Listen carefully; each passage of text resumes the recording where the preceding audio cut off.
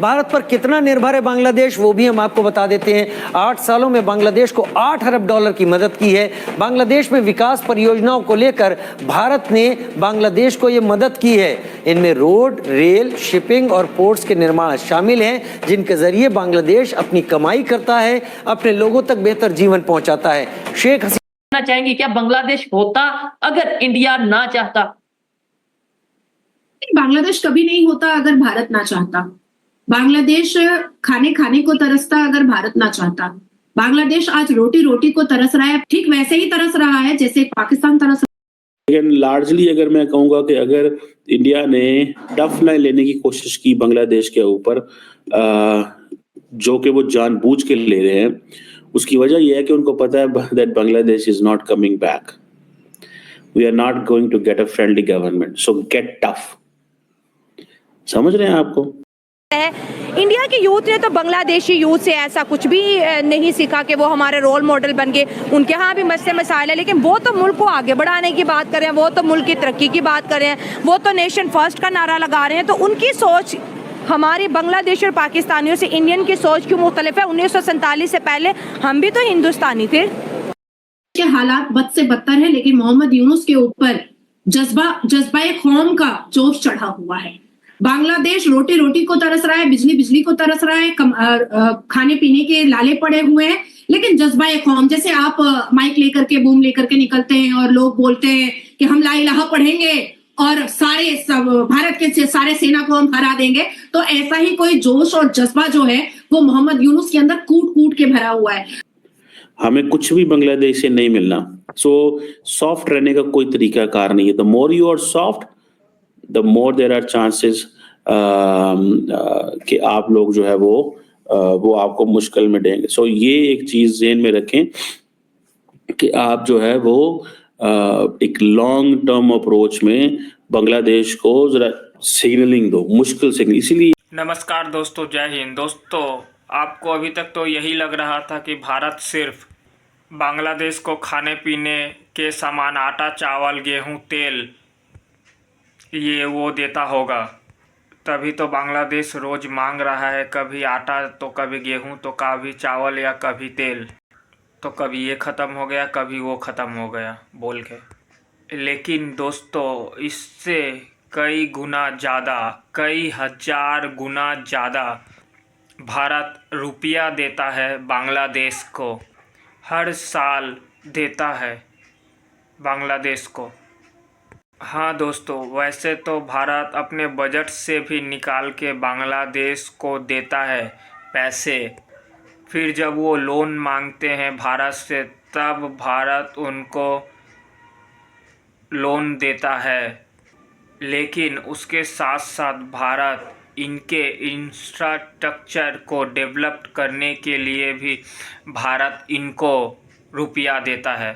देता नहीं है, मैंने उन पैसों से उनके देश में इंफ्रास्ट्रक्चर बना देता है, जैसे रोड, रेल, नेटवर्क या और भी चीज़ें, बिजली, हॉस्पिटल या जो भी चीज़ें हैं वहाँ, और डैम हो गया, ब्रिज हो गया, ये सब चीज़ें भारत इनको देता है बना के। सिर्फ मैं अगर अभी जो सरकार चल रही है मोदी गवर्नमेंट, वो सिर्फ 8 साल में सिर्फ $8 बिलियन के इंफ्रास्ट्रक्चर ही बना दिए हैं बांग्लादेश में भारत ने, वो भी सिर्फ उधार के पैसों में। सिर्फ इंफ्रास्ट्रक्चर में तो 8 बिलियन है, ऊपर से और भी कितने लोन दे रखे हैं बांग्लादेश को भारत ने, ये सब हम आपको आगे बताएंगे दूसरे वीडियो में। तो अगर भारत ने सिर्फ बांग्लादेश से लोन मांगना शुरू कर दिया ना, तो उसकी औकात पता चल जाएगी क्या है बांग्लादेश की। बर्बाद हो जाएगा उसका मुल्क, पर लोन ज़िंदगी में कभी नहीं चुका पाएंगे। अब वो सब तो छोड़ दीजिए कि अडानी का कितना लोन है, खाने पीने के सामान का कितना लोन है। दोस्तों, वीडियो अगर अच्छी लगी है तो लाइक, कमेंट, शेयर ज़रूर करें। जय हिंद, जय भारत। दीन इस्लाम वाले हैं, वो खाना पानी और पैसे की अपेक्षाएं हमसे क्यों रखे हुए हैं? मुसल्ला बिछाओ और अल्लाह से मांगो। अल्लाह बहुत बड़ा है देने वाला। क्यों अब अल्लाह नाराज हो गया है क्या पाकिस्तान के साथ साथ बांग्लादेश के साथ भी? हमसे क्यों मांग रहे हो? हमसे क्यों मांग रहे हो? हम कौन है देने वाले? अरे तुम तो जज्बे वाली कौम हो, तुम बिछाओ मुसल्ला और मांगो अल्लाह से। और अगर अल्लाह तुमको नहीं दे रहा है तो इसका मतलब है कि तुमसे अल्लाह नाराज हो गया और तुमने इस्लाम के जस्टिफिकेशन पर तुमने गुनाह किया है। और आज अगर बांग्लादेश में अगर लोग रोटी रोटी के लिए तरस रहे हैं तो हमसे ना मांगो और भारत से अपेक्षाएं ना रखो, भारत के प्रधानमंत्री को ना गरियाओ, भारत के प्रधानमंत्री पर ये ईटा ना फेंको कि हम अपनी तरीके से चलेंगे तो तुम हमें खाना नहीं दोगे। अरे तुम अल्लाह से मांगो ना। और अगर तुम्हें अल्लाह नहीं दे रहा है तो इसका मतलब है कि तुम गलत हो, तुम पापी हो, तुम गुनाहगार हो, इसलिए तुमको अल्लाह नहीं दे रहा है।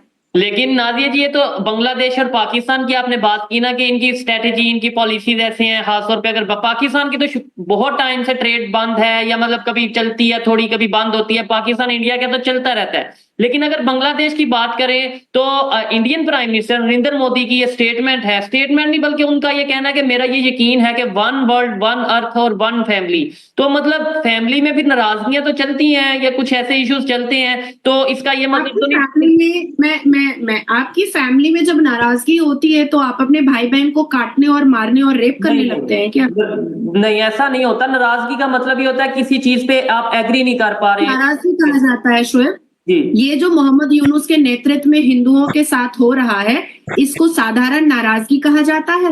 नाराजगी ट्रीटी में हो सकती है, नाराजगी बायलैटरल रिलेशन में हो सकती है, नाराजगी किसी कॉन्ट्रैक्ट में हो सकती है, नाराजगी किसी बातचीत में हो सकती है, नाराजगी खैरियत और खरसल्ले में हो सकती है, नाराजगी तहजीब व तमद्दन में हो सकती है। लेकिन नाराजगी रेप करने को नाराजगी नहीं कहते। 6 साल की बच्ची का सलवार उतारने को नाराजगी नहीं कहते। हिंदुओं की भगवान की प्रतिमा को तोड़ने को नाराजगी नहीं कहते। संत और महंत को पीट करके कूट करके उसको आईसीयू में एडमिट करने को नाराजगी नहीं कहते।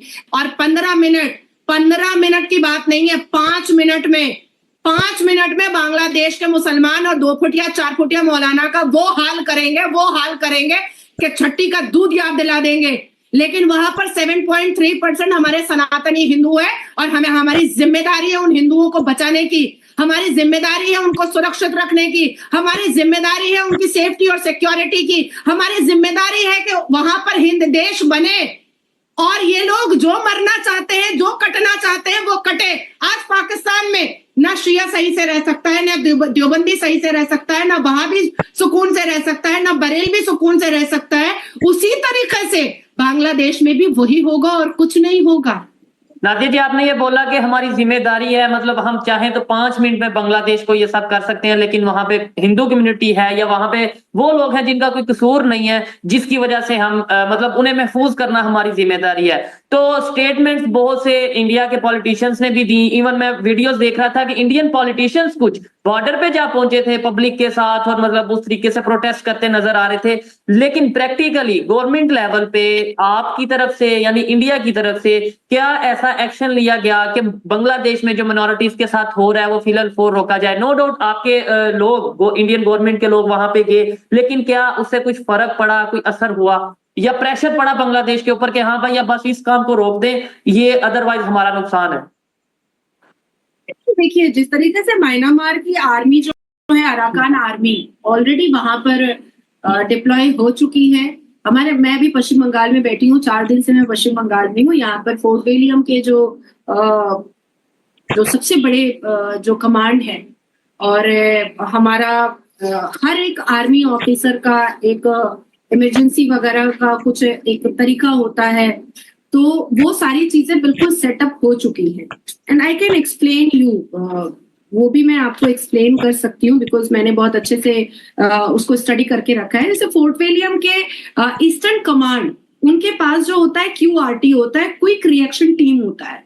तो वो क्विक रिएक्शन टीम भी ऑलरेडी हाई अलर्ट पर है। ठीक है। साथ जो है आपका म्यांमार के जो अराकन जो ये है कमांडो है, वो जो पूरा डिप्लॉयड हो चुके हैं। इसके साथ साथ जो कलाकंद हमारा प्रोजेक्ट था म्यांमार के साथ वो भी फ्रूटफुल हो चुका है। तो पहले मोहम्मद यूनुस को ऐसा लग रहा था कि म्यांमार के साथ तो भारत का अच्छा है नहीं, तो म्यांमार कर ही क्या पाएगा। लेकिन जैसे ही म्यांमार के अराकन जो फौज है वो वहां पर खड़ी हुई और भारत की आर्मी जो है वो यहाँ पर ईस्टर्न कमांड जो है वो हाई अलर्ट पर आया मोहम्मद यूनुस सैंडविच